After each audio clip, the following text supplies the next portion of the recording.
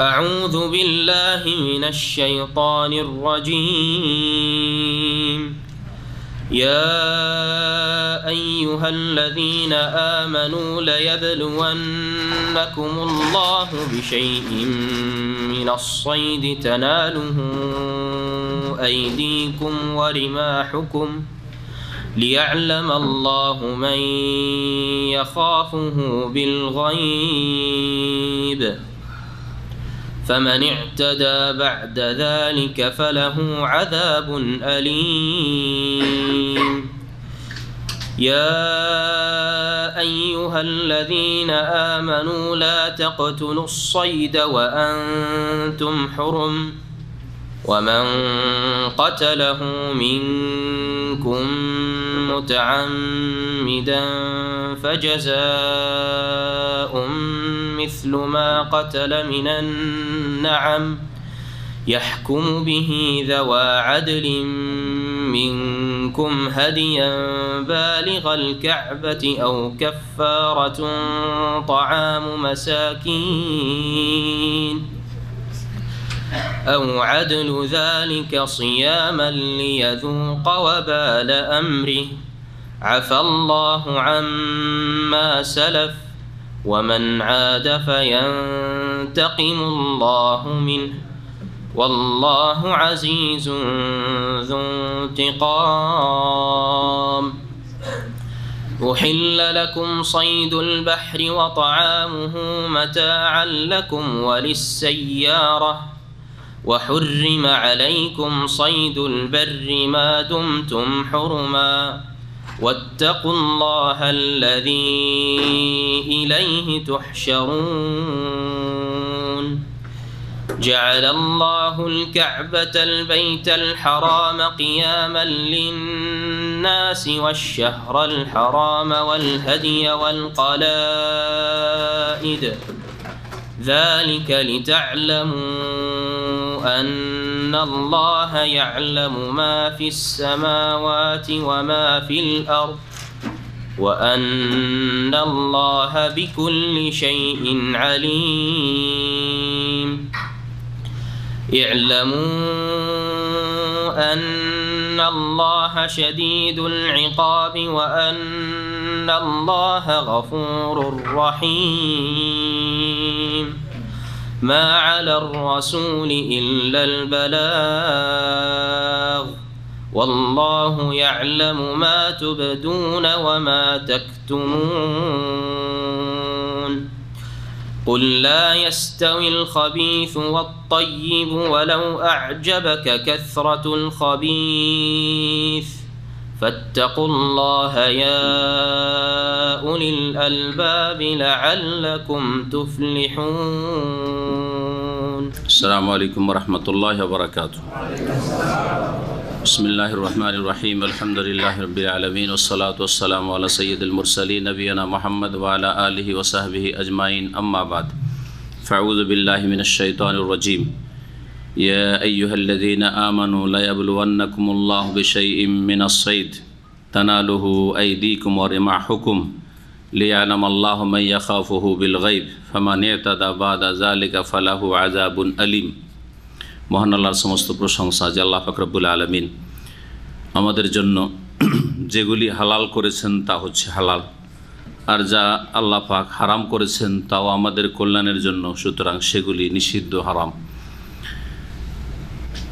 আমাদের তাফসীর সূরা মায়েদার আয়াত নম্বর 94 থেকে আজকে হবে নবম পর্ব আমাদের সূরা মায়েদার তাফসীরে। আল্লাহ পাক রব্বুল আলামিন এখানে কয়েকটি আয়াত রয়েছে শিকার করা সম্পর্কে, বিশেষ করে এহরামের অবস্থায় হজ অথবা ওমরার উদ্দেশ্যে এহরাম করেছেন মিকাত থেকে, অথবা যে যেখানে আছেন মিকাতের ভিতরে সেখান থেকে এহরাম করে আছেন, এহরাম অবস্থায় শিকার করা সম্পর্কে মহান আল্লাহ ইরশাদ করেছেন, ইয়া আইয়ুহাল্লাযীনা আমানু, হে ঈমানদারগণ, লায়াবলুওয়ান্নাকুমুল্লাহ বিশাইয়্যিম মিনাস সাইদ, অবশ্যই আল্লাহ পাক তোমাদেরকে পরীক্ষা করবেন কিছু শিকারী পশুর মাধ্যমে। কিছু শিকারী পশু তোমাদের হাতের নাগালে আসবে, তোমাদের বর্ষার নাগালে আসবে, যার মাধ্যমে আল্লাহ পাক তোমাদেরকে পরীক্ষায় ফেলবেন। তানালুহু আইদিকুম ওয়া রিমাহুম, তোমরা ধরতে পারবে তোমাদের হাত দ্বারা, ওয়া রিমাহুকুম তোমাদের বর্ষা দ্বারা। লিয়ালামাল্লাহু মা ইয়াখাফুহু বিল গায়ব, আল্লাহ পাক কেন পরীক্ষা করবেন? যাতে করে আল্লাহ জেনে নেন, আল্লাহ তো সব কিছুই জানেন, যে কে সৎ অসৎ, কে হালাল চলতে চায়, কে হারাম নিষিদ্ধ তারপরেও তাতে লিপ্ত হতে চায়, আল্লাহ জানেন, কিন্তু সেটা প্রকাশ করে দিতে চান। আল্লাহ পাক যেটা অদৃশ্যে মানুষের অন্তঃকরণ সম্পর্কে জানেন সেটা প্রকাশ করে দিতে চায়, যাতে করে আল্লাহ জানতে পারেন যে মান ইয়াখাফুহু বিল গায়ব, না দেখে আল্লাহ পাক অদৃশ্যে, আল্লাহকে দেখে নাই, তারপরেও তাকে না দেখে কে কে ভয় করে। ফামানে তাদা বাদা জালিকা, এরপরেও যে সীমা লঙ্ঘন করবে বা যারাই সীমা লঙ্ঘন করবে, ফালাহু আযাবুন আলিম, তার জন্য বা তাদের জন্য রয়েছে মর্মান্তিক শাস্তি। এই প্রথম আয়াত, আর তারপরে আরও কয়টি আয়াত রয়েছে, মোটামুটি 4টি আয়াতের সম্পর্কে রয়েছে। তো এই আয়াতগুলি নাজেল হয়েছিল প্রিয় নবী মুহাম্মদ রাসূলুল্লাহ সাল্লাল্লাহু আলাইহি ওয়াসাল্লাম যখন হুদাইবিয়ার বছরে ওমরায় গিয়েছিলেন। ওমরাতুল হুদাইবিয়া ওটাকে বলা হয়, যদিও কাবা ঘর পর্যন্ত, মক্কাতুল মুকাররমা পর্যন্ত রাসূলুল্লাহ সাল্লাল্লাহু আলাইহি ওয়াসাল্লাম সাহাবায়ে কেরামগণ পৌঁছতে পারেননি। তারপরে ওমরার ইহরাম করে মিকাত জিল হুলাইফা থেকে, মদিনার মিকাত থেকে রাসূলুল্লাহ সাল্লাল্লাহু আলাইহি ওয়াসাল্লাম গিয়েছিলেন। হুদাইবিয়া নামক স্থানে বাধাপ্রাপ্ত হয়েছিলেন এবং সেখানে একটি সন্ধি হয়েছিল, যেটা সুলহুল হুদাইবিয়ার সন্ধি, 6ষ্ঠ হিজরিতে রাসূলুল্লাহ সাল্লাল্লাহু আলাইহি ওয়াসাল্লাম কাফের মক্কার মুশরিকদের সাথে সন্ধি চুক্তি করে সেখান থেকে ফিরে এসেছিলেন। সেখানে ইহরাম খুলে ফেলেছিলেন। সেখানে যেসব কোরবানির পশু সাথে করে নিয়ে গেছিলেন, হাদি যেগুলিকে বলা হয়, যে মক্কায় গিয়ে হারামের এলাকায় জবাই করবেন, সেগুলি সেখানে জবাই করেছিলেন, সেখানে মাথা মুন্ডন করে হালাল হয়ে গেছিলেন। ওই সময়টাই যখন হুদাইবিয়া নামক স্থানে পৌঁছিলেন, তখন আল্লাহ পাক এক পরীক্ষা ফেললেন, সাহাবায়ে কেরামদেরকে পরীক্ষা করছেন। শিকারী পশু এত বেশি হাতের নাগালে আসা শুরু করলো যে হাত দিয়েও ধরা যায়, বর্ষাও লাগে না। আর কিছু দূরে আছে যেগুলোর জন্য বর্ষা লাগে। দুটো শব্দ আল্লাহ পাকের জন্য উল্লেখ করেছেন, তোমরা হাত দিয়ে ধরতে পারো সেগুলি, অথবা বর্ষা দিয়ে। যেগুলো কাছে আছে হাত দিয়েও শিকারী পশু পালাই না, তো হাত দিয়ে ধরে নিলেন, হয়তো কোনো অস্ত্র ব্যবহার করতে হলো না। একটু দূরে আছে, মেরে দিলেন, পড়ে গেল, তারপরে ধরলেন। তো বর্ষা ব্যবহার করেছে রাসূলুল্লাহ সাল্লাল্লাহু আলাইহি ওয়াসাল্লামের সাহাবায়ে কেরাম শিকারীর ক্ষেত্রে, বা আরবরা তাই করতো। এই শিকারের বিষয়টি কেন আল্লাহ পাক উল্লেখ করেছেন? এই জন্য যে আরবদের একটি জীবিকা নির্বাহের মুখ্য পথ ছিল শিকার করা। তারা হয় উটের গোস্ত, গৃহপালিত পশু, আর না হলে উটের দুধ, হ্যাঁ, আর যে এলাকায় খেজুর আছে তাদের খেজুর, এছাড়া তো এমন কিছু ছিল না। যার ফলে আর একটা ইনকাম সোর্স, অথবা আর একটা হচ্ছে তাদের রুজি রোজগারের পথ শিকার করা। শিকারী পশু যেগুলি খাওয়া হালাল, সেগুলি শিকার করা। এই জন্য হুদাইবিয়ার সময় যখন তাদের হাতের নাগালে শিকারী পশু ঘুরে বেড়াচ্ছে, লোভ সামলানো বড়ই জটিল বিষয়। যাদের শিকার করো বা শিকার করা একটা নেশা অবশ্যই, যারা শিকার করে থাকেন তারা এটা বুঝবেন। আজকাল হয়তো স্থল প্রাণী শিকার করাটা কমে গেছে, কিন্তু মাছ শিকার করা, মাছ ধরা তো আছে না, এখন এইখানেও আছে। যার মাছ ধরা নেশা আছে দেখবেন সারা রাত জেগে, প্রায় সন্ধ্যায় গিয়েছে, ফজর করে দিচ্ছে। বেনামাজি হলে তো তার নামাজ নেই, দিন নেই, কিচ্ছু নেই। কাফের হলে তো বলতেই হবে না, হ্যাঁ। মুসলিম যারা নামাজি তারাও, হ্যাঁ, জুমাতে উঠতে পারছে না, কিন্তু গোটা রাত, বৃহস্পতিবারে গেছে সন্ধ্যাবেলা, সারা রাত জেগে সমুদ্রের বিচে শিকার করেছে। মাঝে মধ্যে আগে গেলে দেখতাম যে মাছ যে শিকার করেছে, ভাবতাম যে ওরা হয়তো নিজে খায় না, শখ শুধু শিকার করে মাছ টাছ ধরে যে আসলে দিয়ে দিল, দিয়েও দিচ্ছে, খালি হাতে ফিরে চলে আসছে, শখ যে মাছ ধরবো। জি হ্যাঁ, নেশা। মানুষ যেটা অভ্যাস বানিয়ে না, তার নেশা খানিকটা হয়ে যায়। তো আরবদের খানিকটা ওরকম নেশাও ছিল শিকার করা। আল্লাহ রাব্বুল পরীক্ষা ফেলে দিলেন। আসে না, হাতের নাগালেন নেই, হয়তো ওইদিকে মন যায় না, কিন্তু যদি চারিদিকে ঘুরে বেড়ায়, হরিণ ঘুরে বেড়াচ্ছে, খরগোশ ঘুরে বেড়াচ্ছে, হ্যাঁ, নীলগাই, তাহলে লোভ সামলানো মুশকিল, তাই না? আল্লাহ রাব্বুল তাই বলেছেন যে আল্লাহ পাক তোমাদেরকে কিছু শিকারী জীবজন্তু দিয়ে পরীক্ষায় ফেলবেন। আয়াত আগে নাজিল হচ্ছে, এমন জায়গায় যাচ্ছ হুদায়বিয়া নামক স্থানে যেখানে আল্লাহ পরীক্ষা ফেলে দেন তোমাদেরকে, যেগুলো তোমরা হাতেও ধরতে পারবে, এত কাছাকাছি চলে আসবে শিকারিগুলি। হাত আর বর্ষা একটি কারণ বললাম, যে যেগুলি কাছাকাছি চলে আসছে সেগুলি হাতে ধরতে পারছেন, আর যেগুলি দূরে আছে সেগুলি বর্ষা দিয়ে ধরতে পারছে। এই জন্য দুটি কথা আল্লাহ উল্লেখ করেছেন। আর কেউ কেউ বলেছেন না, ছোট ছোট শিকারি হাতেই ধরা যায়, আর বড় শিকারি হলে হাতে ধরা যায় না, তখন তার জন্য ঘাইল করতে হয়, অস্ত্র ব্যবহার করতে হয়। এই জন্য দুটি কথা আল্লাহ পাক উল্লেখ করেছেন। কেন আল্লাহ পাক পরীক্ষা ফেললেন? বলছেন যে আল্লাহ পরীক্ষা করছেন যে আল্লাহকে না দেখে বিশ্বাস করছো কিনা। শিকার করা, শিকারী পশু ধরা এহরামের অবস্থায় হারাম, এটা হচ্ছে শরীয়তের বিধান। আর সামনে হাতের নাগালে শিকারি চলে আসছে, লোভ সামলানো মুশকিল, লোভ সামলানো মুশকিল। এমনটা হইতে পারে যে দাউদ আলাইহিস সালামের যুগের ওই ইহুদিদের মতো হিল্লা কারো শুরু করে, মাছ তো ধরবো না, আল্লাহ শনিবারে মাছ ধরা হারাম করেছেন, কিন্তু ঘেরে রেখে দিব, হ্যাঁ তাই না, রবিবারে ধরে নেব, ধ্বংস হবে। তো আল্লাহ তোমাদের পরীক্ষা করতে চান। এরপরে আল্লাহ জানিয়ে দিয়েছে যে শিকার করা হারাম এহরামের অবস্থায়, আর শিকারী চলে আসছে একবারে কাছাকাছি, তারপরে কেউ যদি সীমা লঙ্ঘন করে তো তাদের জন্য কঠোর শাস্তি রয়েছে, আল্লাহ বলছেন। তারপরে আল্লাহ পাক ইরশাদ করেছেন, ইয়া আইয়ুহাল্লাযীনা আমানু, হে ঈমানদারগণ, লা তাকতুলু সাইদা ওয়া আনতুম হুরুম, তোমরা শিকারী জীবজন্তু হত্যা করিও না এহরামের অবস্থায়। যখন তোমরা এহরামে থাকবে তখন শিকারী জীবজন্তু হত্যা করবে না বা ধরবে না। ওমান কাতালাহু মিনকুম মুতাআম্মিদা, তোমাদের মধ্য থেকে কেউ যদি তা শিকারী জীবজন্তু ইচ্ছাকৃত হত্যা করে, মানে ধরে, ইচ্ছাকৃত বলেছেন আল্লাহ রাব্বুল আলামিন, এটা কি শর্ত? অর্থাৎ অনিচ্ছাকৃত কেউ যদি, ইচ্ছাকৃত মানে মনে আছে, শরীয়তের মাসলাও জানা আছে, মনেও আছে যে আমি ইহরামের অবস্থায় আছি, এই সময়টা শিকার ধরা যাবে না, তারপরেও ধরছে, এটা হচ্ছে ইচ্ছাকৃত, তাই না? আর একটা হচ্ছে যে ইচ্ছা করে নয়, মানে ভুলে গেছে, হ্যাঁ, এটা অনিচ্ছাকৃত,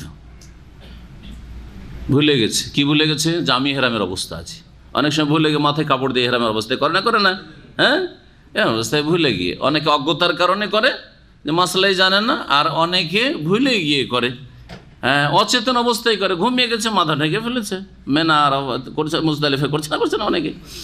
তো এটা হচ্ছে অনিচ্ছাকৃত। তো আল্লাহ যে ইচ্ছা, কেউ যদি মুতাআম্মিদান ইচ্ছাকৃত শিকারী জীবজন্তু হত্যা করে বলেছেন, তাহলে কেউ যদি ভুলে গিয়ে হত্যা করে, ভুলে গেছে যে আমি ইহরামের অবস্থা আছি আর শিকার ধরে নিয়েছে, তাহলে তাকে কি কাফারা লাগবে? না, প্রশ্ন। যদি বলেন যে মুতাআম্মিদান এটি শর্ত, হ্যাঁ, তাহলে লাগবে না। কিন্তু অধিকাংশ ওলামারাই বলছেন যে না, এখানে মুতাআম্মিদান কথাটি শর্ত হিসাবে আল্লাহ উল্লেখ করেননি, কন্ডিশন না, বরং এটা সেখানকার বাস্তব প্রেক্ষাপট, হ্যাঁ, যখন যে অবস্থাটা থাকে সেই প্রেক্ষাপটটা বলতে গিয়ে অনেক সময় এইরকম কথা বেরিয়ে যায়। এইরকম কথা আমরাও বলে থাকি, অথচ সেটা শর্ত নয়, সেটা শর্ত নয় হয়তো, কিন্তু আমরা বলে থাকি। কোরআনে কারিমে এর উদাহরণ বলছি। আল্লাহ পাক রব্বুল আলামিন বলছেন দাসীদের ক্ষেত্রে, ওয়ালা তুকরিহু ফাতায়াতিকুম আলাল বিগাই ইন আরাদনা তাহাসসুনা, মালিকদেরকে, মনিবদেরকে বলছেন জাহিলিয়াতের যুগে যারা কাফের মুশরিক দাসীর মালিক হতো, তারা দাসী দিয়ে দেহ ব্যবসা করাইত, যৌন ব্যবসা, মানে ইনকাম সোর্স ছিল এটা, বেশ্যাবৃত্তি করে, তো ইনকামটা তার হইত দাসী দিয়ে। আল্লাহ পাক সূরা নূরে বলছেন ওয়ালা তুকরিহু ফাতায়াতিকুম আলাল বিগা, অথচ দাসীরা কাফের মুশরিক হইলেও সবাই চরিত্রহীন নয়, সবাই বেশ্যাবৃত্তি মেনে নিতে চায় না। আল্লাহ বলছেন ওয়ালা তুকরিহু ফাতায়াতিকুম, তোমাদের দাসীদেরকে বাধ্য করিও না আলাল বিগা, এ বেশ্যাবৃত্তির ওপর, ইন আরাদনা তাহাসসুনান, তারা যদি সতীসাধ্যী হতে চায়। হ্যাঁ, তাহলে কি এখানে শর্ত যে যদি তোমার দাসী সতীসাধ্যী না থাকতে চায়, স্বেচ্ছায় সে বরণ করে রাজি হয়ে যায়, তাহলে কি বেশ্যাবৃত্তি করাতে পারবে আর ইনকাম সোর্স হিসাবে সেটা নিতে পারবে? পারবে না। সরকার কি কোনো যুবতী যদি আসে, হ্যাঁ, দরখাস্ত করার জন্য যে আমি লাইসেন্স চাই বেশ্যাবৃত্তি, তো দিতে পারবে? অনুমতি আছে? না, মোটেই নেই। হ্যাঁ, কোনোটাই। সে অ্যাপ্লাই করুক সে এই বেশ্যাবৃত্তির জন্য, লাইসেন্সের জন্য, অথবা না করুক, হ্যাঁ, কোনো মতেই পাপের জন্য, অশ্লীল কথা কাজের জন্য কাউকে বাধ্য করা যাবে না। বরং নির্দেশও দেওয়া যাবে না। তো এখানে এই যে ইন আরান্না, যদি সতীসাধ্যী হতে চাই, এটা শর্ত নাই, বরং এটা তখনকার প্রেক্ষাপট। জাহিলিয়াতের যুগের কাফের মুশরিকদের এটা বদচরিত্রই ছিল যে দাসীদেরকে বাধ্য করা ব্যভিচারী বা বেশ্যাবৃত্তিতে।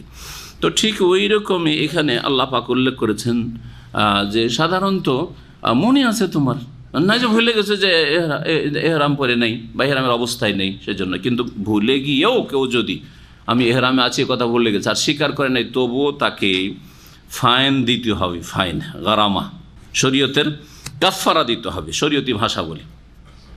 ফাজাযাউম মিসলু মা কাতালা মিনান নাম, কেউ যদি এহরাম অবস্থায় শিকার করে ফেলে স্থলচর প্রাণী, মনে রাখবেন আগে আসছে, হ্যাঁ, পানির জীবজন্তু শিকার করা জায়েজ।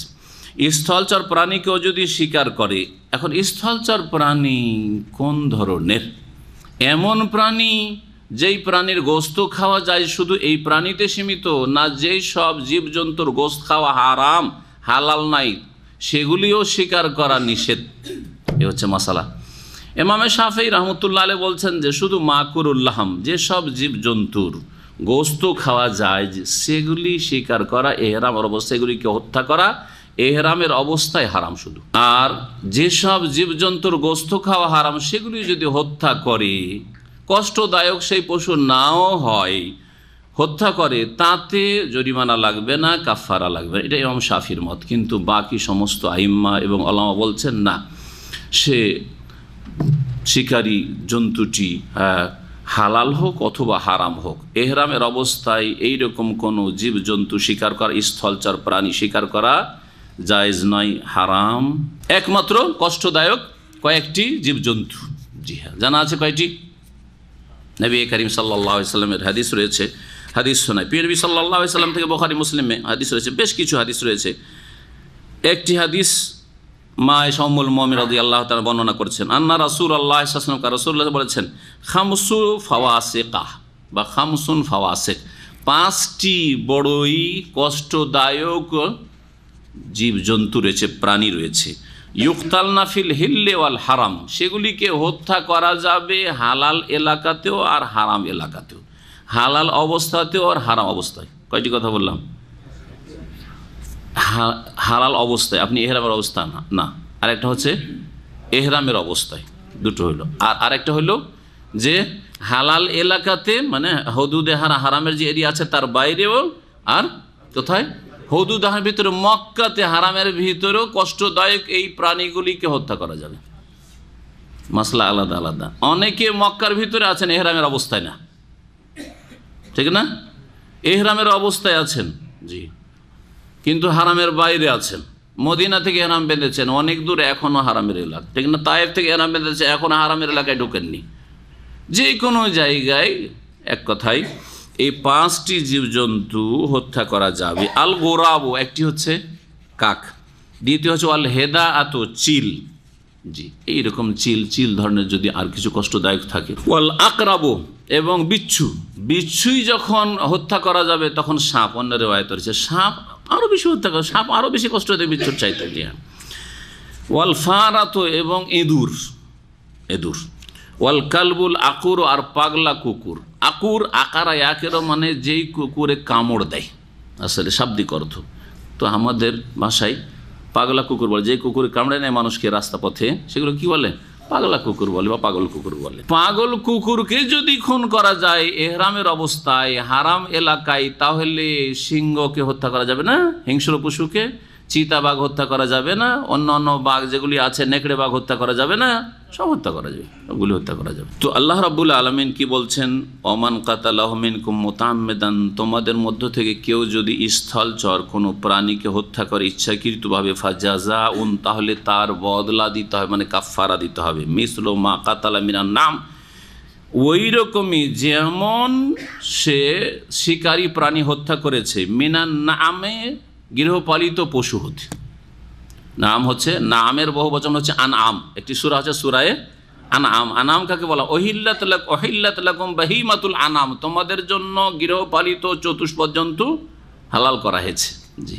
তো তো গৃহপালিত পশু হচ্ছে উট, গরু, তারপরে ছাগল, বকরি, ভেড়া, মেষ, দুম্বা ইত্যাদি এগুলি। তাহলে আয়াত থেকে জানতে পারলাম কেউ যদি কোনো প্রাণী শিকার করে সেটা দেখতে হবে সেটা কিসের সদৃশ্য। সেটা যদি দেখা যায় যে আকারের দিক থেকে উটের মতো, গঠনের দিক থেকে, আকারের দিক থেকে, তাহলে উট কাফারা দিতে হবে এবং সেই উটটা জবাই হতে হবে হারামের এলাকায়, আর হারাম এলাকার মিসকিনরা সে গোস্ত খাবে, বাইরে কোথাও নয়। মক্কাতুল মুকাররমে হারামের ভিতরের মিসকিন যারা রয়েছে মাসাকিনুল হারাম, তারা এই গোস্তের হকদার, এই কাফারা গোস্তের। যদি সেটা দেখা যায় সেই জন্তুটি গরু, গাভীর সদৃশ্য, তাহলে কাফারা কি হবে? গাভী। যদি দেখা যায় যে সেই শিকারী প্রাণীটি যেটা শিকার করেছে বা হত্যা করেছে সেটা সদৃশ্য হচ্ছে বকরি ছাগলের, তাহলে বকরি ছাগল কাফারাই দিতে। এটা সিদ্ধান্ত নেবে কে? যে এই কাজ করেছে, ভুল কাজ করেছে, তাকে যদি সিদ্ধান্ত নিতে দিতে ছেড়ে দেওয়া হয় তার ওপর, তাহলে তো সে সুবিধাবাদী হয়ে যেতে পারে, ঠিক না? সে যত কম করতে পারি। আজকাল কুরবানি করার জন্য যাকে তাকে পয়সা দিয়ে দিচ্ছেন, খবরদার দেবেন না। দিচ্ছেন 500 টাকা, আর ও 200 টাকা থেকে খোঁজা শুরু করে যে 150-200 পাই কিনা, কোনো রকম একটা হইলেই হবে। যদি করে যতটা পয়সা নিয়েছে তা হইলে, আর অনেকে করে না, নাই 50টার পয়সা 10টা হয়তো করে কিনা। সুতরাং যাকে তাকে পয়সা দিবেন, হয় নিজে হাতে কোরবানি করে আসবেন কাউন্টারে গিয়ে, আর না হইলে ব্যাংকে দেবেন, বিশ্বস্ত সংস্থা, তারা তাদের পশু আগে থেকে কেনা থাকে, যতটা পশু থাকে ততটা তারা পয়সা কালেকশন করে, তার বেশি পয়সা নেয় না। কিন্তু মক্কায় বহু অসৎ লোক, অসাধু লোক থাকে, বা হজ মৌসুমে চলে আসে মোয়াল্লেম দালাল সেজে, আর তারা 10টা জবাই করে বলে রক্ত মেখে এসে নিজে স্বীকার করেছে এক লোক, যে রক্ত শরীরে মেখে, আর তারপরে এসে বলেন হাজি সাহেব আপনাদের কুরবানি হয়ে গেছে, 200 পয়সা নিয়েছে, 50টা করেছে। ইন্না লিল্লাহি ওয়া ইন্না ইলাইহি রাজিউন। কিয়ামতে জবাব দেবে। দুনিয়াতে এদের জন্য আযাব, এত বড় খেয়ানত করে। সুতরাং আপনি আপনার হজটাকে সুরক্ষিত করবেন, হেফাজতে রাখবেন। এই ফয়সালা কে করবে? ইয়াহকুমু বিহি যাওয়া আদলি মিনকুম, এর সিদ্ধান্ত নেবে বা বিচার ফয়সালা করবে তোমাদের মধ্য থেকে 2জন ন্যায়পরায়ণ ব্যক্তি, 2জন মুসলিম ন্যায়পরায়ণ। শুধু মুসলিম হওয়া যথেষ্ট না, তাহলে ন্যায়পরায়ণ হওয়ার জন্য সত্যবাদী, মিথ্যুক না হয়, ফরজ ওয়াজিব আদায়কারী, নামাজি লোক হইলে বেনামাজি না হয়, শিরক মুক্ত লোক হইতে হবে, কবর মাজার পূজারি হইলে হবে না। জি হ্যাঁ, ন্যায়পরায়ণ মানে কোনো হারাম খায়, হারাম কাজ করে, এইরকম কাবিরা গুনাহ করে, কাবিরা গুনাহতে তওবা করে নাই, এইরকম অবস্থায় যেন না থাকে। এই জন্য আল্লাহ পাক বলেছেন সূরা নূরে যে যারা কারো সতীসাধ্যী নারীর ওপর মিথ্যা অপবাদ দেয় তাদের সম্পর্কে, তাদের কি করতে হবে? দণ্ডবিধান কি? ফাজলিদুহুম সামানিনা জালদা, 80টি বেত্রাঘাত করতে হবে। ওয়ালা তাকবালু লাহুম শাহাদাতান আবাদা, আর এইরকম যারা মিথ্যা অপবাদ দিয়েছে সতীসাধ্যীর নারীর ওপর অথবা কোনো পুরুষের ওপর, সৎপুরুষের ওপর, তাদের কখনো সাক্ষী গ্রহণ করতে, এরা ন্যায়পরায়ণ নয়, সাক্ষী নেওয়া যাবে না তাদের, যতক্ষণ পর্যন্ত তওবা তার সুন্দর না হয়েছে। তওবা সুন্দর হওয়ার প্রমাণ যে জীবনে আর মিথ্যা কথা বলে না, সৎ পথে চলে, আর কাবিরা গুনাহে লিপ্ত হয় না। তাহলে বোঝা গেল যে কোনো হারাম কাজ করা অথবা যে কোনো ফরজে ঘাটতি করা, এটা হচ্ছে ন্যায়পরায়ণা, আদেল হওয়ার বিপরীত। সুতরাং সে মুসলিম আদালতে, ইসলামিক আদালতে সাক্ষী হওয়ার যোগ্যতা রাখে না, কাফের তো দূরের কথা। যদি সাক্ষী হওয়ারই যোগ্যতা না রাখে, তাহলে কাফের বা মুশরিক বা এইরকম অসৎ লোক তো বিচার করার মোটেই অধিকার রাখেন। সাক্ষী হওয়ার যোগ্যতা রাখে না, তো বিচার কি করে করবে? বিচারপতি কি করে হইতে পারে? আল্লাহ পাক বলছেন যে এই সিদ্ধান্ত নেবে 2 ন্যায়পরায়ণ ব্যক্তি তোমাদের মধ্য থেকে, হাদিয়াম বালেগাল কাবাতে, আর এই হাদি, এই কোরবানির পশু বালেগাল কাবাতে, কাবা পর্যন্ত পৌঁছাতে হবে। অর্থাৎ কাবা বলতে এখানে হারামের এলাকা বোঝানো হয়েছে, হারামের এলাকায় পৌঁছে দিয়ে সেখানে জবাই হইতে হবে, সেখানকার মিসকিনরা খাবে। আও কাফারাতুন তম মাসাকিন, যদি কেউ কুরবানি না করতে পারে, এই কাফারা না দিতে পারে, তাহলে কি করবে? খাবার, মিসকিনের খাবার, মাসাকিন কয়েকজন মিসকিনের খাবার কাফারাই দেবে, 6 মিসকিনের খাবার দিতে হবে। যদি এটা ছাগলের সমান হয় তাহলে বললাম, বিস্তারিত পরে বলছি। আও আদলো জালিকা সিয়ামান, কেউ খাবার 6 মিসকিনের খাবারও দিতে পারেন না, একটা হরিণ শিকার করে নিয়েছে, আর হরিণ সদৃশ্য হচ্ছে বকরি ছাগলের, সেটা বকরি ছাগল দিতে পারছে না, ছাগল দিতে পারো না, তো কি করো? 6 মিসকিনের খাবার দাও, 6 মিসকিনের খাবার ওই মক্কার এলাকার মিসকিনকে দিতে হবে, সেটাও দিতে পারছে না। তো আল্লাহ বলছেন অথবা এর সমপরিমাণ সিয়াম রোজা রাখবে, রোজা রাখতে হবে, 3টি রোজা রাখতে হবে। লিয়াযুকা ওয়াবাল আমরি, এই শাস্তি কেন? যারা স্থলচর প্রাণী শিকার করবে এহরামের অবস্থায় তাদের এই কাফারা কেন? লিয়াযুকা ওয়াবাল আমরিহি, তার এই পাপের পরিণতি যেন সে ভোগ করে। আফাল্লাহু আম্মা সালাফা, কিন্তু অতীতে যা হয়েছে তা আল্লাহ ক্ষমা করবেন। জাহিলিয়াতের যুগে, শিরকের যুগে, কুফরির যুগে যা হয়েছে আল্লাহ তা ক্ষমা করবেন। কিন্তু এখন যদি হয় এই বিধান নাজেল হওয়ার আগে যা হয়েছে, কিন্তু আগামীতে যদি হয় এই কোরআনী আয়াত নাজেল হওয়ার পরে, তাহলে কাফারা দিতে হবে। ওয়ামান আদা, কিন্তু কেউ যদি পুনরায় আবার এইরকম পাপ করে, ফায়ান্তাকিমুল্লাহু মিনহু, তাহলে আল্লাহ তার থেকে প্রতিশোধ নেবেন। একটি নগদ প্রতিশোধ হচ্ছে আবার কাফারা দেন, যত ভুল করবেন যতবার করে কাফারা দেন, কাফারা হচ্ছে আল্লাহ পাকের প্রতিশোধ। আর দ্বিতীয় প্রতিশোধ হচ্ছে যে দুনিয়ার কোনো আযাব, পাপের কারণে হারাম কাজ করছেন আপনি, ইহরামের অবস্থায় স্বীকার করছেন, আখিরাতের আযাব, এগুলি হচ্ছে আল্লাহ পাকের ইন্তিকাম, প্রতিশোধ গ্রহণ করা। আল্লাহু আজিজুন যুনতিকাম, কারণ আল্লাহ রাব্বুল হচ্ছেন সর্বজয়ী, আজিজুন, জি। আর যুনতিকাম দ্রুত প্রতিশোধ গ্রহণকারী। যুনতিকাম, ইন্তেকাম মানে প্রতিশোধ, আর জু মানে ওয়ালা, প্রতিশোধ গ্রহণকারী।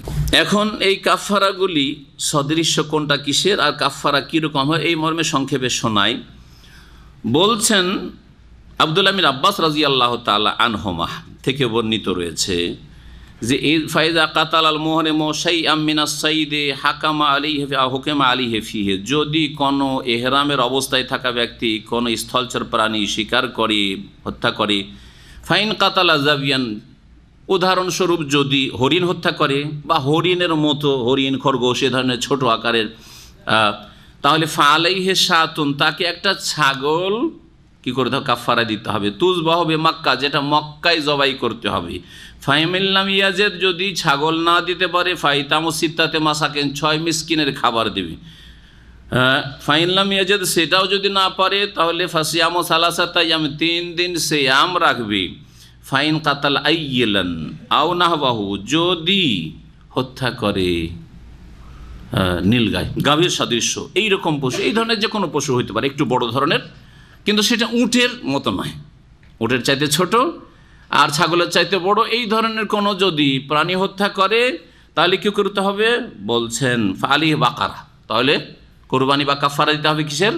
গরু, গোটা গরু, ভাগ না। ফাইনলাম ইয়াজিদ, যদি সেটা না পায় বা না পারে, আতামা ইশরিনা মিসকিনান, তাহলে 20 মিসকিনকে খাওয়াইতে হবে। পার্থক্য, 6 মিসকিন ছিল ছাগলের সমান হইলে, হরিণ বা এই ধরনের কিছু হইলে, কিন্তু যদি গরুর সমান হয় তাহলে 20 মিসকিনকে খাওয়াইতে হবে। ফাইনলাম ইয়াজিদ, 20 মিসকিনকে খাবার দিতে যদি না পারে, সামা ইশরিনা ইয়ামান, তাহলে 20 দিন রোজা রাখবে। ওয়াইন কাতালা নামাতান আও হেমারা ওয়াহশিন, অথবা কেউ যদি উষ্ট পাখি বলেন যে নামাতুন, শতর মুরগ, অথবা এইরকম বড় কোনো জীবজন্তু, স্থল প্রাণী, সে পাখির মধ্য থেকে অথবা পশুর মধ্য থেকে যদি কি করে? হত্যা করে, শিকার করে, ফালাইহি বাদানা মিনাল এবেলে, তাহলে তাকে একটা উট কাফারা দিতে হবে, যেটা মক্কায় জবাই করা হয়। ফাইনলাম ইয়াজিদ, কারণ আল্লাহ বলেছেন হাদিয়ান বালেগাল কাবাতে, কাবার কাছে পৌঁছাইতে হবে। ফাইনলাম ইয়াজিদ, তা যদি না পারে, আতআমা সালাসিনা মিসকিন, উটের বিকল্প হচ্ছে 30 মিসকিনকে খাবার দেওয়া। ফাইনলাম ইয়াজিদ, 30 মিসকিনকে খাওয়াবে কোত্থেকে? তাও পারছে না, বলছে সামা সালাসিন, আমি 1 মাস রোজা রাখবে, 30 দিন সিয়াম পালন করবে। ইবনে আবি হাতিম, ইবনে জারির তাফসীর তাবারিতে তারা বর্ণনা করেছেন। এরপরে আল্লাহ রাব্বুল আলামিন বলছেন এই মর্মের 3য় আয়াত, আয়াত নম্বর 96, যে এতক্ষণ পর্যন্ত যা বললাম সেটা হচ্ছে স্থলচর প্রাণীর ক্ষেত্রে হুকুম, কিন্তু যদি পানির যদি কোনো জীবজন্তু হয় এহরামের অবস্থায়, তা শিকার করা জায়েজ, খাওয়াও জায়েজ। ওহিল্লা লাকুম সাইদুল বাহরি ওয়া তা'আমুহু, হে মানুষ, তোমাদের জন্য, বিশেষ করে হে এহরামের অবস্থায় থাকা ব্যক্তি, তোমাদের জন্য হালাল করা হয়েছে সাইয়্যিদুল বাহরি, সাগরের শিকারী পশু। বাহার বলতে এখানে বাহার হোক আর নাহার হোক, নদী হোক অথবা পুকুর হোক, পানির আর কি। ওয়া তা'আমুহু, এবং তার খাদ্য। কেমন কথা? তোমাদের জন্য শিকারী, পানির শিকারী জীবজন্তু হালাল করা হয়েছে, আর পানির খাবার, পানির খাদ্য, পানির মধ্যে যে তোমাদের জন্য খাবার রয়েছে, খাদ্য রয়েছে, তা হালাল করা হয়েছে। তাম আর সাইডে পার্থক্যটা কি? পার্থক্য হচ্ছে যে জীবিত যদি পানির সেই জীবজন্তু হয়, সেটা মাছ অথবা যেগুলি হালাল, আর পানির সব কিছুই হালাল, এটা হচ্ছে সহিহ মত, শুধু মাছের সাথে সীমিত নয়। কারণ প্রিয় নবী মুহাম্মদ রাসূলুল্লাহ সাল্লাল্লাহু আলাইহি সাল্লামকে সাহাবীরা যখন জিজ্ঞেস করলেন, ইন্না নারকাবুল বাহরা ওয়া নাহমিলু মা'নাল কালিলা মিনাল মাই ফাইন তাওয়াদ্দানা বিহি আতাশনা, আমরা মাঝে মাঝে সাগরে পাড়ি দিই, সাগরে সফর করি, আর আমাদের সাথে অল্প পানি, মিষ্টি পানি নিয়ে যেতে পারি, সাগরের পানি তো লোনা পানি, ফাইন তাওয়াদ্দানা বিহি, এই মিষ্টি পানি দিয়ে যদি আমরা উজু করি তাহলে কিছুদিন পরে বা কিছুক্ষণ পরে তো পানি শেষ হবে, তখন আবার পিপাসায় মরবো, আর লোনা পানি খেয়ে থাকাও যাবে না। তো ফাহাল নাতাওয়াদ্দা মিন মাইল বাহরে, সাগরের পানি দিয়ে কি উজু করতে পারবো? সাগরের পানি দিয়ে কি উজু করতে পারবো? নবী করিম সাল্লাল্লাহু আলাইহি ওয়াসাল্লাম শুধু সাগরের পানি বললেন না, তার সাথে সাগরের পানির যখন প্রয়োজন হয়েছে এই লোকের, একটু পরে বা সাগরে গিয়ে তখন আর এক প্রশ্ন উঠবে যে এখানে কিছু জীবজন্তু পাচ্ছি, সেগুলি কি খেতে পারবো? তখন রাসূলুল্লাহ সাল্লাল্লাহু আলাইহি ওয়াসাল্লাম কোথায় পাবে? এখনকার মতো মোবাইল আছে যে পৃথিবীর পশ্চিমে আর পূর্ব দিক থেকে চলো মুখ সাইকেল লাগাও, এত সহজ নয়। সুবহানাল্লাহ। নবী করিম সাল্লাল্লাহু আলাইহি ওয়াসাল্লাম বললেন যে শোনো, হুয়াত তাহুরু মাউহু ওয়াল হিল্লু মাইতাতুহু, সাগরের পানি পাক, আর তারপরে তোমাদের আর একটা প্রয়োজন হবে, জিজ্ঞাসা করলে না, ওইটাও বলে দিচ্ছি, সেটা হচ্ছে ওয়াল হিল্লু মাইতাতুহু, সেখানকার মুর্দা, যে কোনো মৃত জীবজন্তু হচ্ছে পানির ভেসে গেছে অথবা শুকনায় পড়ে গেছে, হ্যাঁ ধুয়ে শুকনায় পড়ে গেছে তারপরে মরে গেছে, হালাল। আসছে ভেসে থাক পানিতে অথবা শুকনো জায়গায় পড়ে থাক, সেটা হালাল যতক্ষণ পর্যন্ত আপনার রুচি হচ্ছে। গন্ধ হয়ে গেছে, পচে গেছে, সরে গেছে, আপনার রুচি হচ্ছে না, সেটা আলাদা কথা। কিন্তু মরে গেলেও মাছ বা এই ধরনের যা কিছু সাগরে পাওয়া যায় বা নদীতে পাওয়া যায়, তা মানুষের রূপে না হইলেই হলো, হিংস্র পশুর রূপে না হইলো, কেউ কেউ ব্যতিক্রম বলেছেন ইত্যাদি, এইসব শুকুরের রূপে না হইলেই হইলো, সব জায়েজ ইনশাআল্লাহ। যদি আপনার রুচি হয় খান, আর না হইলে না খান। রুচি হয় খান, আর না হইলে না খান। খেতে হবে জরুরি নাকি? হ্যাঁ, না জরুরি নাই। কাঁকড়া, তার মধ্যে কাঁকড়া, মাছ তো না, এটা বললেন যে মাছ। আর এই যে মাঝামাঝি ফতুয়া, হালাল না হারাম না মকরু, এটা মন গড়া কথা। হালাল না হারাম না মকরু না, এগুলো ভুল কথা। নবী করিম সাল্লাল্লাহু বললেন যে সে পানির মুর্দা জীবজন্তু, মরা জীবজন্তু হালাল। এই মরা জীবজন্তুকে তাম বলা হয়েছে। সাইদুল বাহার মানে জীবিত মাছ বা অন্য কিছু, যে কোনো পানির জীবিত কোনো পশু যদি শিকার করলেন, শিকার কোনটা করছেন? মরে যায়নি ওটা শিকার, পালিয়ে যাচ্ছে আর ধরছেন, সেটা হলো শিকার করা। আর এটা মরে ভাসছে অথবা নদীর কিনারায় পড়ে আছে, সাগরের কিনারায় পড়ে আছে, ওটা কি শিকার করলেন? আপনি পড়ে পেল, তাই না? এই জন্য সেটাকে সাইদ বলা হয়নি। কোরআন ভাষায় কি বলা হয়েছে? তাম, খাদ্য, আপনার খাদ্য বস্তু, সেটা এটা হালাল। আল্লাহ পাক বলছেন তোমাদের জন্য হালাল করা হয়েছে সাইদুল বাহরে, সাগরের জীবিত যেসব শিকারী প্রাণী, অত আমহু, এবং সাগরের খাবার মানে মৃত জীবজন্তু, মাতা আল্লাকুম, তোমাদের উপভোগের জন্য, তোমাদের এগুলি হচ্ছে ভোগের সামগ্রী। ওয়ালিস সাইয়ারাতে, এবং যারা পথিক, যারা মুসাফির, তাদের জন্য। সাইয়ারা মানে হচ্ছে আজকালকার সাইয়ারা হচ্ছে কার, না? হ্যাঁ, ভ্রমণ যে করে সেই জন্য। সারা ইয়াসিরো মানে ভ্রমণ করা, শুনে নেন, সারা ইয়াসিরো মানে ভ্রমণ করা। আর যে যত বেশি ভ্রমণ করে তখন ও মোবাল্লাগার শেখা, সাইয়ারা অধিক ভ্রমণকারী। গাড়ি চলতে আছে, মানুষ আপনি হয়তো 10-20 বছরে 500 কিলোমিটার চলেননি হয়তো, তাই না? 500 কিলোমিটার হয়তো চলেননি 10-20 বছর, কি 1000 কিলোমিটার চলেননি। আপনার গাড়ি 1 বছর 6 মাস হয়নি, ওর হয়ে গেছে, হ্যাঁ 1 লাখ পৌঁছে গেছে, হচ্ছে না? এই জন্য সারা এসিরে থেকে মোবাল্লাগার শেখা সাইয়ারাতুন মানে কার হয়ে গেছে, যখন কার আবিষ্কার হলো। কিন্তু সারা এসির মানে আসলে ভ্রমণ করা। তো মুসাফির ভ্রমণ করে, যেহেতু যে বেশি বেশি ভ্রমণ করে তাকে মুসাফির বলে। হ্যাঁ, বাড়িতে বসে থাকে না, সে বাড়ির বাইরে থাকলে সে মুসাফির। এই জন্য কোরআনের ভাষায় মুসাফিরকে কি বলা হয়েছে? সাইয়ারা। ওয়ালি সাইয়ারাতে, তোমাদের জন্য আর ভ্রমণকারীদের জন্য, মুসাফিরদের জন্য। ওয়া হুররিমা আলাইকুম সাইয়্যিদুল বাররে, আর তোমাদের জন্য হারাম করা হয়েছে স্থল প্রাণী শিকার করা। মা দুমতুম হরমান, যতক্ষণ পর্যন্ত তোমরা এহরামের অবস্থায় থাকবে। হরমান মানে মা দুমতুম মুহরিমিনে, যতক্ষণ তোমরা এহরামের অবস্থায় থাকবে। তাহলে স্পষ্ট এখন হয়ে গেল যে এহরামের অবস্থায় স্থলচর প্রাণী জীবজন্তু শিকার করা কি হারাম। হররিমা, আল্লাহ বলছেন হারাম, কাবিরা গুনাহ। ওয়াত্তাকুল্লাহ, সুতরাং আল্লাহকে ভয় করো। আল্লাযী ইলাইহি তুহশারুন, যার কাছে তোমাদেরকে সমবেত করা হবে। জাআলাল্লাহুল কাবাতাল বাইতাল হারামা কিয়ামাল লিন্নাস ওয়াশ শাহরাল হারামা ওয়াল হাদিয়া ওয়াল কালাইদ যালিকা লিতা'লামু আন্নাল্লাহা ইয়ালামু মা ফিস সামাওয়াতি ওয়া মা ফিল আরদি ওয়া আন্নাল্লাহা বিকুল্লি শাইইন আলীম। আল্লাহ পাক বলছেন যে মহান আল্লাহ কাবা ঘরকে, যেটি হচ্ছে সম্মানিত ঘর, কাবাকে, আল বাইতুল হারাম যা হচ্ছে সম্মানিত গৃহ করেছেন বা সুনির্ধারিত করেছেন কিয়ামাল লিন্নাস, মানব জাতির জন্য, মানব জাতির জন্য স্থিতিশীলতার উপায়। কিয়ামান মানে এই কাবা ঘরের মাধ্যমে, কাবা ঘর এবং কাবা ঘরের আশেপাশে যে হারাম সম্মানিত এলাকা রয়েছে, এর শ্রদ্ধা সম্মানের কারণে তার আশেপাশে যারা বসবাস করবে ওই রকমই তারাও নিরাপদ থাকবে। যেমন কাবা ঘর এবং হারামের এলাকা নিরাপদ, বিভিন্ন বিধিবিধান জড়িত রয়েছে হারামের এলাকার সাথে, যেই কাজগুলি অন্য জায়গায় জায়েজ কিন্তু হারামের এলাকার মধ্যে জায়েজ নয়। এর মাধ্যমে এই হারামের এলাকায় বিশেষ করে এবং তার আশেপাশে যারা বসবাস করবে তাদের মাঝে স্থিতিশীলতা আসবে না, আসবে না, নিরাপত্তা পাবে না, পাবে না। এই জন্য জাহিলিয়াতের যুগও, ইসলাম আসার পূর্বেও কাফের মুশরিকরা এই হারামের এলাকা শ্রদ্ধা সম্মান করত। বাপের খুনি হারামে গিয়ে ঢুকে গেছে, বাপকে খুন করেছে বাইরে, আর যাওয়ার পরে মক্কায় গিয়ে ঢুকে গেছে, ভয়ে গিয়ে আশ্রয় নিয়েছে মক্কা। কারো বাড়িতে লুকাবার দরকার ছিল না, মক্কায় গিয়ে ঢুকে গেলে হইল। জি, ঢুকে গেছে, দেখছে যে আমার বাপকে খুন করেছে, কিন্তু কোনো কথা বলতে পারছে না, টেনে হেঁচড়ে হারামের বাইরে নিয়ে গিয়ে শাস্তি দেবো করতে পারছে না। দেখছে যে কখন বেরোবে, যদি বের হয় তো ধরবো গিয়ে হারামের বাইরে। এই নিরাপত্তা আল্লাহ পাক রব্বুল আলামিন দান করেছেন এই কাবা ঘর, যে সম্মানিত ঘর, এই সম্মানিত ঘরের মাধ্যমে ওসিলাই আল্লাহ পাক এই কথা বলছেন মানুষের জন্য স্থিতিশীলতার উপায় বানিয়েছেন।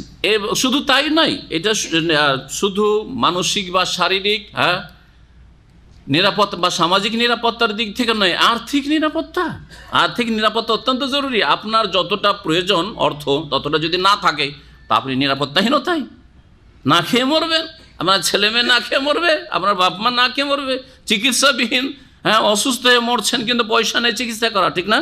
তাহলে আর্থিক নিরাপত্তা, নিরাপত্তার বিভিন্ন দিক রয়েছে। আমরা শুধু নিরাপত্তা মনে করি যে কেউ যদি না মারলো, আর কেউ চুরি ডাকাতি না করলো, ক্ষয়ক্ষতির কোনো আশঙ্কা নেই, নিরাপত্তা না। আর্থিক নিরাপত্তা একটা বড় নিরাপত্তা। মানসিক নিরাপত্তা, সবচেয়ে বড় নিরাপত্তা হচ্ছে ইমানি ইসলামী নিরাপত্তা, সবচেয়ে ইমান ইসলামের হেফাজত, এটা সবচেয়ে বড় নিরাপত্তা। আপনার ইসলামী নিরাপদ নয়, যেই জায়গায় দুনিয়ার সুখের জন্য গিয়ে বসবাস করতে যাচ্ছেন, সংকটে পড়ছেন আপনি, সবচেয়ে বড় নিরাপত্তা আপনাকে চিন্তা আমার ইমান, ইসলাম, নামাজ, আমার ইবাদত বন্দেগী, ইসলামিক চরিত্র, ইসলামিক লাইফ নিরাপদ কিনা সেখানে, এটা দেখতে হবে। কাবা ঘর মানুষের আর্থিক দিক থেকেও নিরাপত্তার কারণ বা স্থিতিশীলতার কারণ। এই কাবা ঘরের ওসিলাতে রুজি রোজগারের কত ব্যবস্থা হচ্ছে, ঠিক কিনা, হয় না?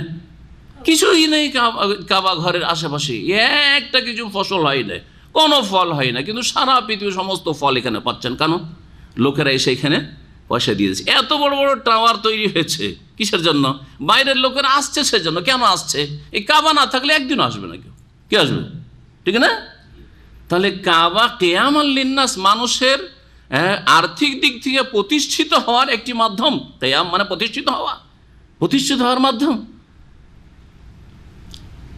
তারপরে মানুষের সমস্যা আছে, পারিবারিক সমস্যা, সামাজিক সমস্যা, আন্তর্জাতিক সমস্যা, রাষ্ট্রীয় সমস্যা, বিভিন্ন রকম সমস্যা আছে, ধর্মীয় সমস্যা, মত বিনিময় করা, এগুলির সুযোগ সারা বিশ্ব থেকে মুসলিমরা এখানে হজ মৌসুমে আসছে, উমরায় আসছে, এসে এখানে সারা পৃথিবীর বড় বড় আলেমদের সাথে, যারা বড় বড় চিন্তাবিদ, গবেষক, ইসলাম বুঝে আপনার সমাধান দিতে পারে, তাদের সাথে দেখা সাক্ষাতের একটা সুবর্ণ সুযোগ আছে।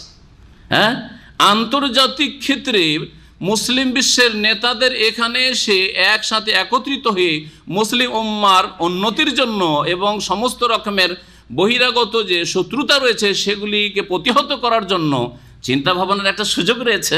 এর মাধ্যমে মুসলিম উম্মা প্রতিষ্ঠিত হবে। এই কাবার ওসিলাতে হজ মৌসুমে সারা বিশ্বের মুসলিম নেতারা একত্রিত হইতে পারবে, তারা তাদের আপোষের যে আলোচনাগুলি করতে পারবে, সবাই মিলে, এবং এখানে একটা সুন্দর পরিবেশে, ইমানি পরিবেশে, অন্তত অন্য জায়গার চেয়ে তো অনেক চারিত্রিক দিক থেকে আর কথার দিক থেকে এখানে এসে আর চালচলনের দিক থেকে সব দিক থেকে ভালো থাকবে।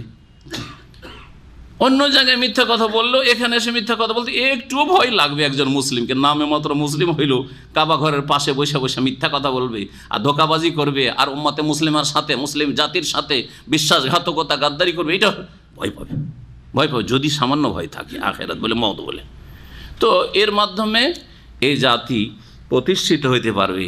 তো এই কিয়ামাল লিন্নাস কথাটিতে অনেক কথাই রয়েছে, অনেক কথা রয়েছে। তার এইভাবে মুসলিমদের কত সমস্যার সমাধান হইতে পারে, আর্থিক সমস্যার সমাধান, তারপরে নিরাপত্তাগত সমস্যার সমাধান, আন্তর্জাতিক সমস্যার সমাধান, রাষ্ট্রীয় সমস্যার সমাধান, সামাজিক সমস্যার সমাধান। আপনার পারিবারিক সমস্যা আছেন, কোনো ভালো আলেম পাচ্ছেন না, মক্কায় এসে আপনি পেয়ে গেলেন, এমন আলেমকে জীবনেও দেখার সুযোগ হইতো না, হয়তো জীবনে দেখা সাক্ষাতের সুযোগ হইতো না হয়তো। ওয়াশাহর আল হারাম, এবং সম্মানিত মাসকেও আল্লাহ পাক মানব জাতির জন্য স্থিতিশীলতার ব্যবস্থা করেছেন। সম্মানিত মাস হচ্ছে কয়টি? হারাম মাস 4টি। কি কি? 3টি পরস্পর, জিল কাদা, জিল হিজ্জা, মুহররম, 3টি পরস্পর, আর একটি হচ্ছে রজব মাস। এই 4টি মাসকে আল্লাহ সম্মানিত করে দিয়ে এই 4টি মাসে অন্তত ঘোরাফেরা নিরাপদ করতে পারছিল। জাহিলিয়াতের যখন গোত্রীয় নেতৃত্ব ছিল, এক গোত্র আর এক গোত্রের এত কট্টর দুশ্মন হইতো, আর যুগ যুগ ধরে লড়াই চলে আসছে, পেলেই খুন করে দিবে। একজন দুইজন নয়, 25-50 জন কাফেলা নিয়ে বেরিয়ে যেতে ভয় পেত, হ্যাঁ, যে লুটপাট করে সবকে মেরে ফেলে দিবে। কিন্তু হারাম মাসে নিরাপদ চলাফেরা করতো। এই আল-হাসা এলাকাকে বাহরাইন বলা হইতো, কাতিফ থেকে শুরু করে আল-হাসা এলাকাকে বাহরাইন বলা হইতো প্রাচীন যুগে। ওয়াফদে আব্দুল কাইসের লোকের এখানে থাকতো, আর মোজার গোত্র থাকতো রিয়াজ কাসিমের এদিকে, যে মদিনা যেতে রাস্তায় ওরা পড়তো। সহিহ বুখারীর হাদিস রয়েছে, বলছেন এই গোত্র ওয়াফদে আব্দুল কাইসের এই প্রতিনিধি দল রাসূলুল্লাহ সাল্লাল্লাহু আলাইহি ওয়াসাল্লামের কাছে হারাম মাসে পৌঁছিলেন। আর পৌঁছার পর বললেন, ইয়া রাসূলুল্লাহ, ইন্না লাসনা নাসিলু ইলাইকা ইল্লা ফিল আশহুরিল হুরুম। আপনার কাছে আমরা এই হারাম মাস ছাড়া অন্য 8 মাসে পৌঁছিতে পারবো না, কারণ আমাদের রাস্তা নিরাপদ নাই। বাইনানা ওয়া বাইনাকা হাযাল হাইয়্যু মিন কুফফারি মুযার, কারণ আমাদের মাঝে আর আপনার এই মদিনার মাঝে এই মোজার গোত্রের কট্টর ইসলামের শত্রু, মুসলিমদের শত্রু কাফেররা বসবাস করে, সেই জন্য আসতে পারছি না। সুতরাং আমাদেরকে এমন কিছু ফাফমুরনা বিআমরিন ফাসলিন, সংক্ষিপ্ত কিছু ইসলাম সম্পর্কে এমন কিছু বলে দেন যেটা নিয়ে গিয়ে আমরা আমল করে দুনিয়া আখিরাত সুন্দর করতে পারি। জি হ্যাঁ, বোঝা গেল যে হারাম মাসে তারা এক জায়গা থেকে আরেক জায়গায় সহজে নিরাপদ চলাফেরা করতে পারত, এর মাধ্যমে স্থিতিশীলতা আসতো। আর কি? ওয়াল হাদিয়া ওয়াল কালায়েদ, এবং কোরবানির পশু হাদি, যেই কোরবানির পশুকে মক্কার দিকে নিয়ে যাওয়া হয়তো, মক্কায় জবাই করার জন্য বিভিন্ন এলাকা থেকে নিয়ে যাওয়া হয়তো। এই হাদির পশু যাচ্ছে রে, এমনি পশু চুরি ডাকাতি লুটপাট করা সহজ, হ্যাঁ, কিন্তু হাদি আল্লাহর ঘরের দিকে যাচ্ছে, আর সেই গরু বা সেই উট বা সেই ছাগলগুলি লুটপাট করবি, আল্লাহর গজব নেমে আসবে। এই ভয়ে কি করতো?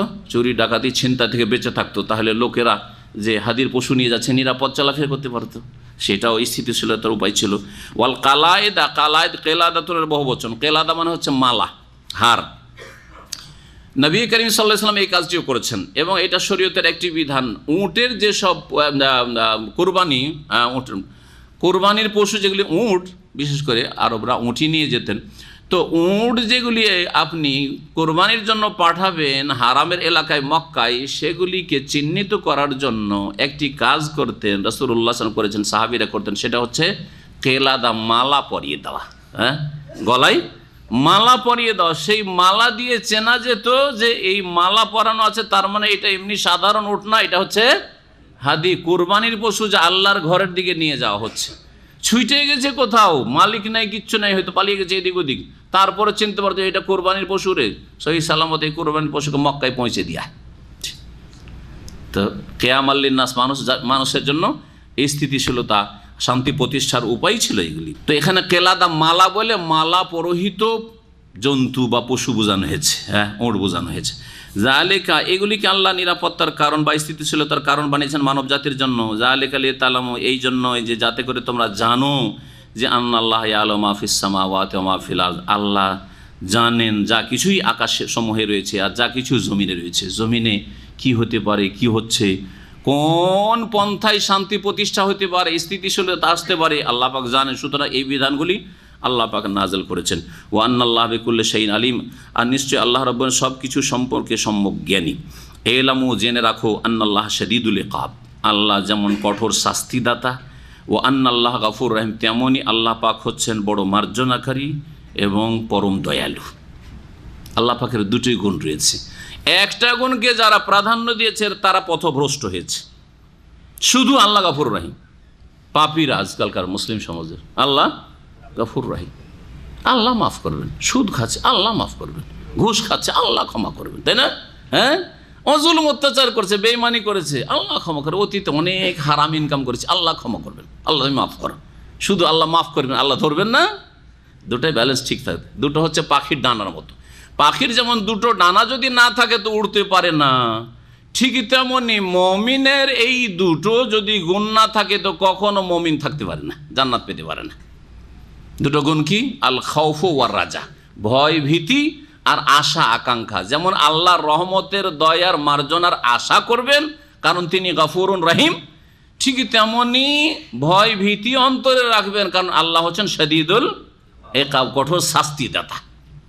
নব্বি ইবাদি আন্নি আনাল গফুরুর রহিম ওয়া আন্না আযাবি হুয়াল আযাবুল আলিম, আনাকায়ত রয়েছে। জি, এখানে আল্লাহ পাক বলেছেন আল্লাহ শাদীদুল ইকাব।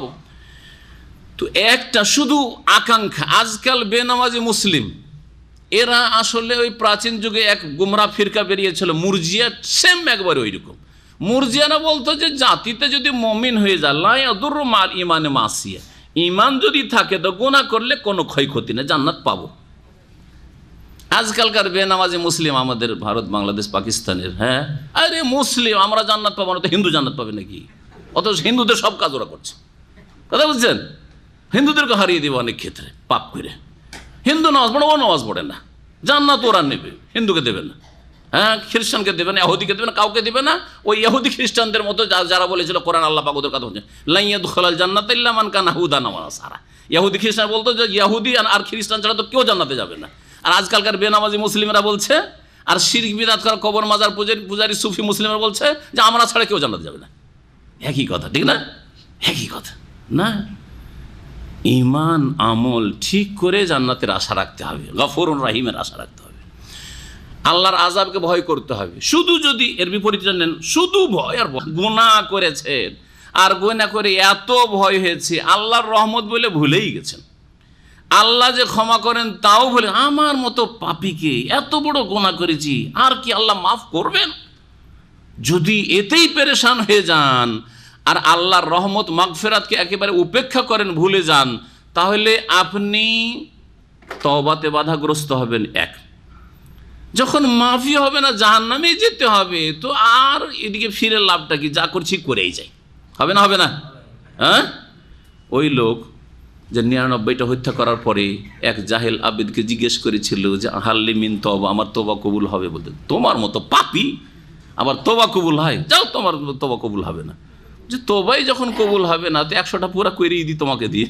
করলো না? করলো না? ওকেও দিল খুন করে। জাহেল মুফতির দশাটা দেখেন, নিজেও গেল আর অন্যকেও পাপে লিপ্ত করলো। 99 গুনার উপরে আরেক গুনাহ বাড়াইলো না? এই জাহেল ফতোয়া দিলে এইটাই হয় আর কি। এই জন্য অজ্ঞতার সাথে ফতোয়া দিতে নেই। আর এই জাহেল মুফতি নিজেকেও ধ্বংস করলো, খুন হইল। আরেকজন আলেমের কাছে যখন গেল, সেই বুখারীর হাদিস, এসে গিয়ে বললো যে আমি তো 100টা হত্যা করেছি, ফাহাল্লি মিন তো, আমার কি তওবা কবুল হবে? বলছো মাইয়াহুলু বাইনাকা ওয়া বাইনাত তওবা, তোমার মাঝে আর তোমার তওবা, তোমার রবের মাঝে কে আর সৃষ্টি করতে পারে? অন্তর থেকে তওবা করো। তবে এই পাপের পরিবেশে তোমার চোর গন্ডা বাটমারদের সাথে তোমার যে যোগাযোগ, ওদের সাথে বন্ধুত্ব রাখলে হবে না। তুমি অমুক জায়গায় চলে যাও, ওখানে ভালো মানুষরা শুধু আছে, তাদের সংসর্গ গ্রহণ করো। হ্যাঁ, এটা ঠিক আছে। আপনি পাপীদের সাথে থাকতেন, বেনামাজিদের রুমে থাকতেন, আর নামাজ পড়বেন, ফজর নামাজ আর ছাড়বো না, তওবা করছেন, আবার বেনামাজিদের রুমে থাকছেন, তৌফিক হবে না তওবার। হ্যাঁ, ব্লু ফিল্ম দেখছে আর আপনি তওবা করলেন, আবার তাদের রুমে থাকছেন, কখনো তওবা করে আপনি কন্টিনিউ করতে পারবেন না। তাহলে আপনাকে তাদের সংসর্গ ত্যাগ করতে হবে, ভালো মানুষের রুম খুঁজতে হবে, ভালো মানুষদের সাথে টেলিফোন যোগাযোগ রাখতে হবে, ভালো মানুষদের পাশে বসতে হবে, খারাপ জায়গায় বসতে ভালো জায়গায় এসে বসতে হবে, তাহলে তওবা কন্টিনিউ হবে, তওবা স্থায়ী হবে। তো শুধু ভয় করলে হবে কি? হয় পাপের রাস্তায় থেকে যাবেন, তো যখন গুনাহ মাফ হবে না তার লাভ কি? থেমে যা করছি করেই যাই, এই দুনিয়াতে তো একটু ভোগ করে নিই, তওবা হবে না। তাহলে বদনসিব হয়ে গেলেন। অথবা কি হয়ে যাবে, এমন হাহুতাস চলে আসবে আত্মহত্যা করে ফেলবে, যে বাঁচবই না, আর এই জীবন রেখেই লাভ নেই, এত যখন বদনসিব হয়ে গেছি। তো হবে না, হবে না? এই জন্য ইন্নাহু লা ইয়াইআসু মির রাউহিল্লাহি ইল্লাল কওমুল কাফিরুন, আল্লাহর রহমত থেকে নিরাশ একমাত্র হয় কাফিররা, কোনো মুমিন হইতে পারে না। আল্লাহ পাক যেন আমাদেরকে ভয়ও দান করেন তার, আর আল্লাহ পাক যেন তার রহমত মাগফিরাতও দান করেন। তারপরে আল্লাহ পাক রব্বুল বলছেন মা আলা রাসূল ইল্লাল বালাগ। নবী মুহাম্মদ রাসূলুল্লাহ সাল্লাল্লাহু আলাইহি সাল্লামের মিশন কি ছিল, ডিউটি কি ছিল? বলছে রাসূলুল্লাহ সাল্লাল্লাহু আলাইহি সাল্লামের পৌঁছে দেওয়া ছাড়া আর কোনো কর্তব্য নেই, দায়িত্ব নেই। তার কাজ হচ্ছে আল বালাগ, পৌঁছিয়ে দেওয়া সুন্দর করে, যাতে করে অস্পষ্ট না থাকে, কেউ অজুহাত না পেশ করতে পারে, ওজর না করতে পারে যে আমি জানতাম না। ওয়াল্লাহু ইয়ালামু মা তুবদুনা ওয়া মা তাকতুমুন, আর আল্লাহ সম্যক জানেন যা কিছু তোমরা প্রকাশ করো আর যা গোপন করো। কুল লা ইয়াস্তাউল খাবিসু ওয়াত তাইয়্যিব, আল্লাহ রাব্বুল আলামিন ওর পরে বলছেন যে হে নবী তুমি জানিয়ে দাও যে ভালো আর মন্দ, লা ইয়াস্তাউল খাবিস মন্দ, নোংরা বস্তু, ঘৃণিত বস্তু, অথবা নাপাক অপবিত্র, যেটাই করেন, অপবিত্র আর পবিত্র সমান হতে পারে না। ওয়ালাউ আজাবাকা কাসরাতুল খাবিসে, যদিও তোমাকে চমৎকৃত করে অপবিত্রতার বা নোংরামির, নোংরা বস্তুর আধিক্য। কখনো অপবিত্র আর পবিত্র, ভালো আর মন্দ সমান হতে পারে না, যদিও মন্দ দেখে, মন্দের আধিক্য দেখে, তাদের মেজরিটি দেখে, বা মন্দ এত শক্তিশালী হয়েছে, পাপ আর পাপী এত শক্তিশালী হয়েছে যে তাতে তুমি হতভম্ব হয়ে যাচ্ছ যে হাই রে, এরাই তো সুখী, এরাই তো আসল জীবন পেয়েছে। যদিও তাতে তুমি হয়তো অবাক হয়ে যাচ্ছ, না না, কখনো মন্দ আর ভালো, পাক আর নাপাক সমান হতে পারে না। ফাত্তাকুল্লাহ, সুতরাং আল্লাহকে ভয় করো। ইয়া উলিল আলবাব, হে জ্ঞানী সকল।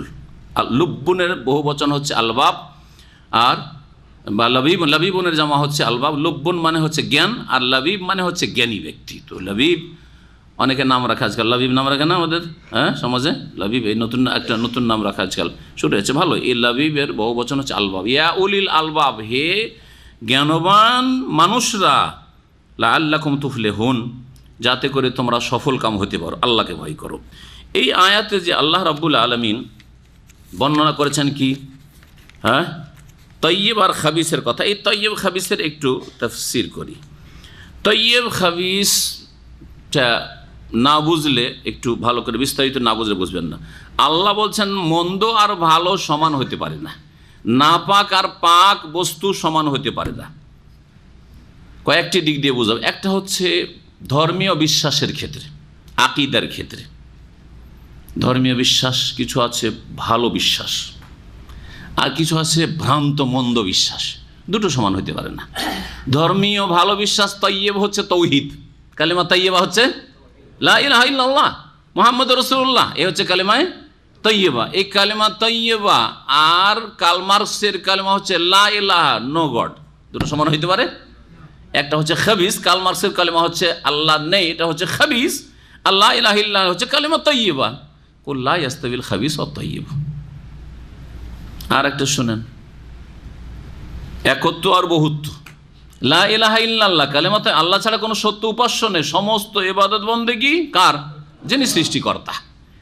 আর আরেকটা হচ্ছে বহুত্ববাদ।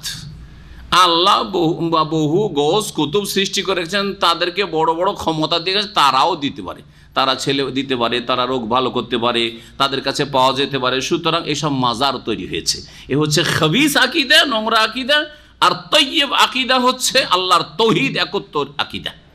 দুটো সমান হইতে পারে না। আকীদার ক্ষেত্রে যখন সমান হইতে পারেন না, তাহলে আকীদার ভিত্তিতে মানুষের বিভক্তি হয়। ধর্মীয় বিশ্বাসের ক্ষেত্রেই মানুষের বিভক্তি হয়। এইরকমই সুন্নাত আর বিদাত সমান হইতে পারেন না। সুন্নাত আর বিদাত সমান হইতে পারেন না। নামাজের জীবন আর বেনামাজির জীবন, একজন নামাজ পড়ছে, আরেকজন ঘরে বসে আছে, এই দুই জীবন কি সমান হইতে পারে? একজন পাক পবিত্র জীবন যাপন করছে তার স্ত্রীকে নিয়ে, আর একজন লিভ টুগেদার করছে, সমান হইতে পারে? আরেকজন বিয়েই করছে না, অন্য দিক থেকে গরজ পুরা করছে, সমান হইতে পারে? একজন খাবিস, বা একজনের কাজ হচ্ছে খবিসি কাজ, আর একজনের কাজ হচ্ছে তৈয়ব পাক পবিত্র। আকীদার ক্ষেত্রে, কথার ক্ষেত্রে, আকীদার পরে মানুষের যা ভিতরে বিশ্বাস থাকে, হ্যাঁ, সেই অনুযায়ী কথা বেরোয় মুখ দিয়ে। হ্যাঁ, আপনার ভালো যদি ধ্যান ধারণা থাকে ভালো কথা বেরোবে, আর যদি ভিতরটাই খারাপ হয় তাহলে মুখ দিয়ে জবান দিয়ে খারাপই বেরোবে। তো কথা, ভালো কথার মন্দ কথা সমান হইতে পারে না। ভালো কথার মন্দ কথা সমান হইতে পারেন না। ভালো কথা দেখেন, সবচেয়ে ভালো কথা হচ্ছে আল্লাহ পাকের জিকির, কোরআন কারীমের তেলাওয়াত, কোরআন কারীমের অর্থ বোঝা, রসুলের হাদিস, এবং ভালো কথা, মানুষের সাথে ভালো কথা, ভালো আচরণের কথা, আসসালামু আলাইকুম ভালো কথা, ওয়ালাইকুম আসসালাম ভালো কথা। জি, আল্লাহ পাকের জিকির ছাড়া মানুষের সাথে চলাফেরার ক্ষেত্রে এগুলি হচ্ছে ভালো কথা। কিন্তু মন্দ কথা, মন্দ কথা এর বিপরীত যেগুলি খারাপ কথা, কথাই কথাই গাল মন্দ, হ্যাঁ, অশ্লীলতা, ফাহিশ কথা, হ্যাঁ, নোংরা ভাষা, কখনো খবিস কথা আর ভালো কথা সমান হইতে পারে না। কথা হইল আমলের ক্ষেত্রে ভালো কাজ আর মন্দ কাজ সমান হইতে পারেন না। ভালো কাজ আর মন্দ কাজ সমান হইতে পারে না। এইরকমই মানুষের ক্ষেত্রে ভালো মানুষ আর মন্দ মানুষ সমান হইতে পারেন না। ভালো মানুষ আর মন্দ মানুষ সমান হইতে পারে না। একজন ভালো মানুষ আর আরেকজন খারাপ, আকীদায় খারাপ, না হয় এবাদতে গাফিলতির কারণে খারাপ, বেদিন, বেনামাজি, অসৎ, হারাম খায়, হারাম চলে, সমান হইতে পারেন না। তাহলে ব্যক্তির ক্ষেত্রেও ভালো মানুষ আর মন্দ মানুষ সমান হইতে পারে না, কখনো সমান হইতে পারে না। কি নবী সাল্লাল্লাহু আলাইহি সাল্লামের বিবিগণ আর নবী সাল্লাম মেয়ের আর সাহাবী মহিলারা আর আজকালকার পয়সাওয়ালা ঘরের মহিলারা সমান? এরা হচ্ছে খাবিস, খাবিসাত, আল খাবিসাতু লিল খাবিসিন, অসৎ মহিলার, অসৎ খবিস মহিলারা খবিসদের জন্য, অত্তাইয়িবুনা লিত-তাইয়্যিবাত, আর পাক পবিত্র পুরুষরা পাক পবিত্র মহিলাদের জন্য।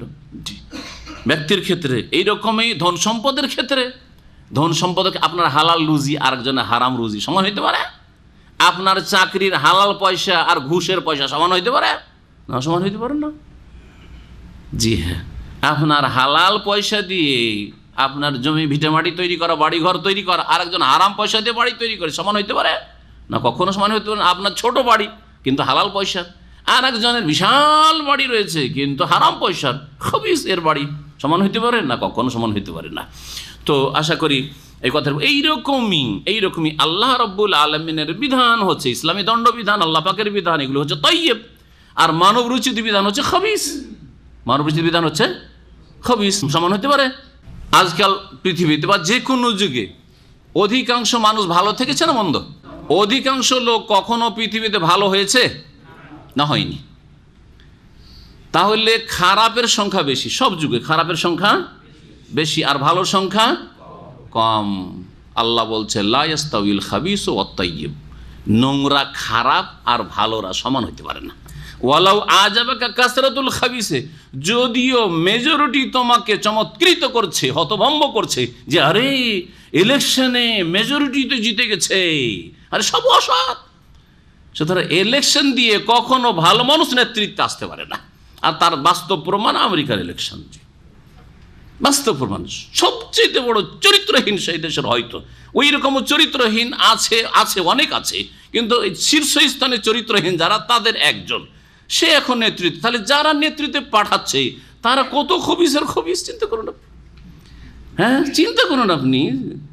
লা ইয়াস্তাবিল খাবিস ওয়াত তাইয়্যিব, কখনো ভাববেন না যে এত যখন ভোট পেয়েছে তখন সত্যি ওর একটা কোনো দিক আছে, গুণ আছে ইত্যাদি। না না না না, কখনো ধোকা। ওয়ালাউ আজাবাকা কাসরাতুল খাবিস, যদিও তোমাকে দেখে হতভম্ব লাগে, আশ্চর্য লাগে নোংরামি আর নোংরাদের আধিক্য, সংখ্যাধিক্য, তাতে ধোকা খাবে না, প্রতারিত হবে না। মাতাউন কালিল, অল্প দিনের এসব হারাম ভোগবিলাসের জিন্দগি তাদের, সুম্মা মাওয়াহুম জাহান্নাম, তারপরে জাহান্নাম তাদের হচ্ছে বাসস্থান। আল্লাহ পাক রব্বুল আলামিন তারপরে বলছেন ইয়া আইয়ুহাল্লাযীনা আমানু লা তাসআলু আন আশিয়াইন তুবদা লাকুম তাসুকুম, হে ঈমানদারগণ, তোমরা এমন কিছু বিষয়ে জিজ্ঞেস করিও না, ইন তুবদা লাকুম, যে তোমাদের জন্য তা যদি প্রকাশ পায়, মানে তার উত্তর যদি তোমাদের জন্য প্রকাশ করা হয়, জবাব দেওয়া হয়, তাহলে তাসুকুম, তোমাদেরকে খারাপ লাগবে।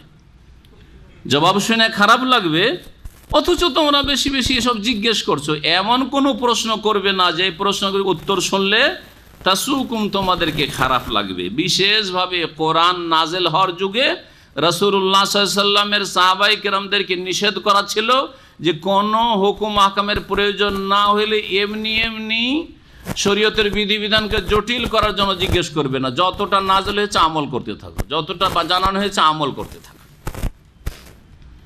না হলে ওই রকমই হবে যেমন গাভীওয়ালাদের ঘটনা কি হয়েছিল? আল্লাহ বললেন যে এই লোককে কে খুন করেছে, খুনিকে চেনার জন্য ইন্নাল্লাহ ইয়ামুরুকুম আন তাযবাহু বাকারা, সূরা বাকারাতে এই ঘটনা, তাই না? এটা গাভী যাবে করলি হয়তো, কালো হোক আর সাদা হোক আর যা হবে তাই হোক, হ্যাঁ, আর মোটা হোক আর ছোটা হোক আর কাজের হোক আর যেরকমই হোক, রুগী হোক আর যেমনই হোক, ঠিক না? কিন্তু ওরা জিজ্ঞাসা শুরু করলো মালা অনুহা, রংটা কেমন হবে, ধরনটা কেমন হবে, কাজ করা হইলে চলবে না একবারে বিনা কাজের হইতে হবে, অল্প বয়সের হইতে হবে, একবারে বাছুর হইতে হবে না, বুড়া হইলে চলবে নে, তাহলে লা ফারিজুন ওয়ালা বিকরুন আওয়ানুন বাইনা যাল ফাফালু মা তুমারুন, হ্যাঁ, ইন্নাহা সাফরাও, যাও হলুদ গরু নিয়ে এসো, খুঁজো হলুদ গরু, এখন পর্যন্ত হলুদ গরু দেখিনি আমরা, তাই না? এমন গরু আল্লাহ বলে যাও। তাহলে জিজ্ঞাসার কারণে কঠিন হয়ে গেল না?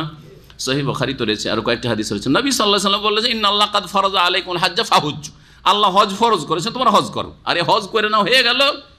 এক সাহাবী উঠে দাঁড়িয়ে গেলে, আকরা বিন হাবেস সম্ভবত, বলছে ইয়া রাসূল আফিকুল্লি আমিন ইয়া রাসূলুল্লাহ, প্রতি বছর হজ ফরজ? প্রতি বছর হজ ফরজ নাকি? এইরকম জিজ্ঞাসা করা আপনার জন্য আরো জটিলতা সৃষ্টি করবে। নবী সাল্লাল্লাহু আলাইহি ওয়াসাল্লাম 3 বার তার কথা শোনার পরেও ধৈর্য থাকলেন, উত্তর দিলেন না, যাক উপেক্ষা করছেন, যাক জিজ্ঞাসা করে থেকে যাক। তারপরও ছাড়েন না। তৃতীয়বার বলছেন যে লাউকুল তো নাম লা ওয়াজাবাত, আমি যদি হ্যাঁ বলে দিতাম প্রতি বছর করছো বারবার, তাহলে প্রতি বছরে ফরজ হয়ে যেত। ওয়ালাউ ওয়াজাবাত, আর প্রতি বছর যদি হজ ফরজ হয়ে যেত লামা কুমতুম বিহা, তাহলে তোমাদের ক্ষমতা ছিল না হজ করার, যে প্রতি বছর হজ করো, ঠিক কিনা? তাহলে আল্লাহ বলছেন হজ করো, হজ করে চলে এসো, হয়ে গেল, চুপচাপ থাকো যে একটা হজ করেছি, এত জিজ্ঞাসা কিসের? হ্যাঁ, না বলেন আল হাজ্জু মাররা, আল্লাহ রহম করেছেন হজ জীবনে একবার ফরজ। তো বলছেন যে এমন কিছু জিজ্ঞেস করিও না যে ইন তুবদা লাকুম, তার উত্তর প্রকাশ হলে তোমাদেরকে খারাপ লাগবে।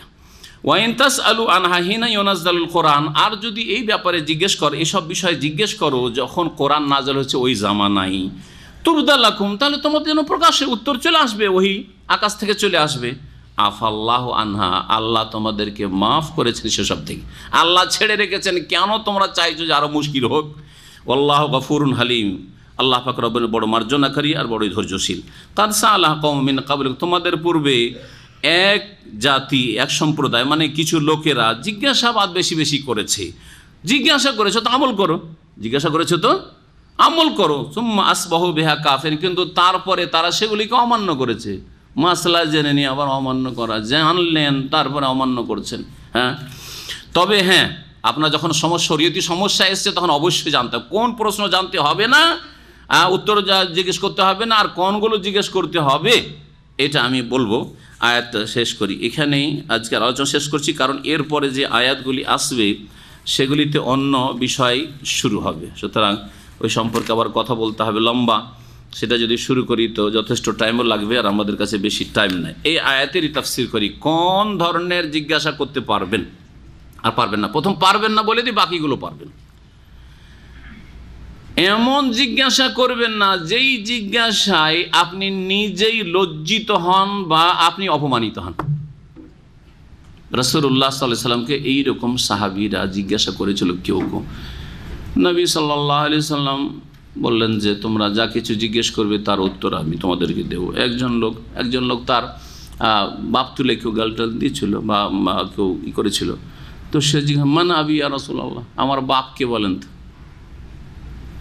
এখন কেউ যদি জিজ্ঞেস করে ওহী নাজিলের যুগে আমার বাপ কি, আর আসলে যদি সেটা বৈধ বাপ না হয়, তো ওহী তো সত্য কথা বলে দেওয়া হয় যে তোমার বাপ এটা না, তোমার বাপ তোমার মা আর কারো কাছে থেকে নিয়ে এসছে, হবে না, তা আপনি অপমানিত হবেন না? এই ধরনের প্রশ্ন নিষেধ। জি, 1। 2 নম্বর, আরেকজন লোক জিজ্ঞেস করছে ইয়া রাসূলুল্লাহ আইনা আবি, আমার বাপ মারা গেছে, আমার বাপ কোথায় আছে, জান্নাতে না জাহান্নামে? এরকম প্রশ্ন করলে ভালো লাগবে কি উত্তর যদি বিপরীত হয়ে যায়? তো নবী সাল্লাল্লাহু আলাইহি ওয়াসাল্লাম যখন জিজ্ঞাসা করেছে ওই ব্যক্তি, তো নবী সাল্লাল্লাহু আলাইহি ওয়াসাল্লাম জবাবও দিয়েছেন যে আবু কাফির, কুফরের অবস্থায় যেহেতু মারা গেছে, আবু কাফির নার, তোমার বাপ জাহান্নামে। চেহারা মলিন হয়ে গেছে, কালো হয়ে গেছে, সুবহানাল্লাহ, বাপ জাহান্নামে জ্বলছে। গাইবের কথা ওহি নাযিল হয়েছে, রাসূলুল্লাহ বলে দিলেন ওমা ইয়ানতিকু আনিল হাওয়া, খেয়াল খুশি বলেন না, ইন হুয়া ইল্লা ওয়াহয়ুন, ওহি দিয়ে কথা বলছে রাসূলুল্লাহ, সত্য কথা যে তোমার বাপ জাহান্নামে। মনটা তার খারাপ। হ্যাঁ, ওই দেখে রাসূলুল্লাহ সাল্লাল্লাহু আলাইহি ওয়াসাল্লাম বলছেন যে দেখো তুমি ধৈর্য ধরো, ইন্না আবি ওয়া আবাকা ফিন্নার, তোমার বাপও জাহান্নামে আমার বাপও জাহান্নামে। কারণ উভয়ে কুফরি শিরকের অবস্থায় মারা গেছে। মনটাই শান্তি হলে যাক, আমার বাপও জাহান্নামে কুফর অবস্থায় গেছে, রসুলের বাপও যে কুফরের অবস্থায় গেছে জাহান্নামে। হাদিস। তাহলে আমাদের দেশের বিদাতিরা মনে করে যে রসুলের বাপকে জান্নাতে ঢুকিয়ে দেবো, আমি ঢুকতে পারি আর না পারি, ঠিক না? আমি যেখানে থাকি নবীর বাপকে জান্নাতে পৌঁছাইতে হবে, নবীর মাকে জান্নাতে পৌঁছাইতে হবে। যদি না পৌঁছে, কে বলে যে না নবীর বাপ মা জান্নাতে যাবে না, তাহলে সে মুসলিম নয়, ওহাবি সে, ঠিক না? এটা হলো বিদাতিদের মন মানসিকতা, জাহেল মূর্খ। খুদ রাসূলুল্লাহ সাল্লাল্লাহু আলাইহি ওয়াসাল্লাম বলছেন এই কথা। জি হ্যাঁ। আর শরীয়তে একটা দাঁড়িপাল্লা আছে, সেই দাঁড়িপাল্লাতে আপনাকে ওজনে আসতে হবে। তৌহিদের অবস্থায়, ঈমানের অবস্থায় মারা গেলে জান্নাত। আর কেউ যদি শিরকের অবস্থায় মারা যায়, সে ইব্রাহিমের বাপও আজর জাহান্নাম। এটাও কি অস্বীকার করবেন? আরে রাসূলুল্লাহ খলিলুল্লাহ আর ইব্রাহিমও খলিলুল্লাহ, দুটাই তো আল্লাহর অন্তরঙ্গ বন্ধু, দুই খলিল। হ্যাঁ, তো আপনি শেষ নবীর বাপকে নিয়ে এত বাড়াবাড়ি করছেন, তো ইব্রাহিম নবীর বাপকে নিয়ে কি করবেন আপনি? কোরআনে আছে। হ্যাঁ, বলেন তো দেখি। শরীয়তে দাঁড়িপাল্লা আছে। হ্যাঁ, জান্নাত পাওয়ার জন্য ঈমান লাগবে, তৌহিদ লাগবে, আর নেক আমল লাগবে। জি হ্যাঁ। নবী সাল্লাল্লাহু আলাইহি ওয়াসাল্লাম সহিহ মুসলিমের হাদিস, কোথায় নিয়ে যাবেন? মায়ের কবর আবুয়া, মদিনা থেকে যাচ্ছেন মক্কার দিকে, ছোটকালে মা মারা গেছে ওখানে পথে, নবী সাল্লাল্লাহু আলাইহি ওয়াসাল্লাম সাথেও ছিলেন। তারপরে মা মারা গেল, ওখানে দাফন হয়ে গেল। তো আল্লাহর কাছে অনুমতি চাইলেন, আল্লাহ গো মায়ের কবরটা আমি একটু দেখবো, জিয়ারা করব, শুধু দেখবো। ফাওজেন আলী, দেখার অনুমতি, ঠিক আছে তোমার মায়ের কবর দেখতে পারো। জিয়ারত মানে দোয়া করা না, জিয়ারত মানে কি? ভিজিট। জিয়ারা মানে সাক্ষাৎ করা। এই যে আজকাল ভিজিট ভিসাতে আপনারা অনেকে ফ্যামিলি নিয়ে আসছেন, তো এটাকে আরবিতে কি বলছেন? জিয়ারা। মানে সৌদি আরবে দোয়া করতে এসছেন নাকি? হ্যাঁ, জিয়ারা মানে ভিজিটে এসছেন, তাই না? তো বুঝছেন, আমাদের দেশের মূর্খরা বুঝে কবর জিয়ারতে গেছিলাম মানে দোয়া করতে গেছিলাম, ওইটা হলো জিয়ারত। আর এমনি কবরের কাছে গেলে ওইটা জিয়ারত হলো না, ভিজিট হলো না। কবর দেখাটা একটা নেকির কাজ। কবর দেখে আপনি পরকাল স্মরণ করবেন যে আমাকে ওইখানে আসতে হবে। জি হ্যাঁ। আর একটা ওখানে কাজ আছে, সেটা হচ্ছে দোয়া করলে ওই মৃতের ফায়দা হবে, ওর জন্য দোয়া করবেন, ওর কাছে আপনার জন্য চাইবেন না কিছু। বোঝা গেছে? এটা হচ্ছে ইসলামী জিয়ারত। তো নবী সাল্লাল্লাহু আলাইহি ওয়াসাল্লাম জিয়ারা মানে দেখতে চাইলেন মায়ের কবর, অনুমতি। ফাওজেন আলী সুম্মা আস্তাযানতু রাব্বি, তারপর আমার রবের কাছে পারমিশন চাইলাম, আন আস্তাগফির, আল্লাহ আমার মার জন্য একটু ক্ষমা চাই, দোয়া করি তোমার কাছে। তখন আল্লাহ কি করলেন?